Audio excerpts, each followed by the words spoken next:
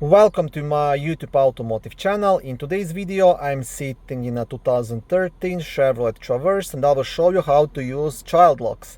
This video should apply to Chevy Traverses made from 2009 all the way up to 2017. Also, if this video was helpful, please consider supporting the channel by liking the video, subscribing to the channel or becoming a channel member. Okay, so right now I'm sitting on a back seat and I will explain first what the child lock is. When you enable the child lock, you pretty much disable the rear door handle. So that means if a child sits on the back seat and while you are driving, if they try to open the door, this door handle will not be working. Right now, child locks are not enabled, and if I pull the handle, the door will open. And now I will show you how to enable them. All you have to do, if you look here at the edge of the door, you will see like a small lock and a symbol. So you can use your key, you insert the key right here and you turn this just like that.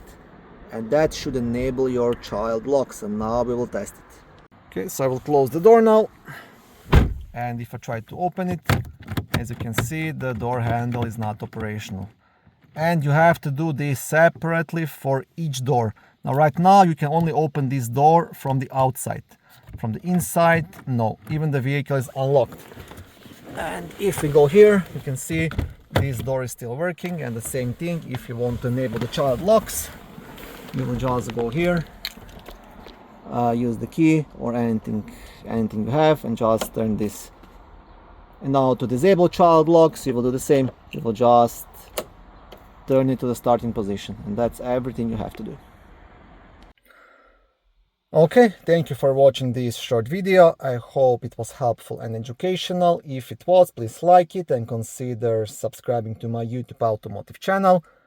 On my channel there is lots of how-to videos, do-it-yourself videos, car reviews, product reviews and other similar automotive topics.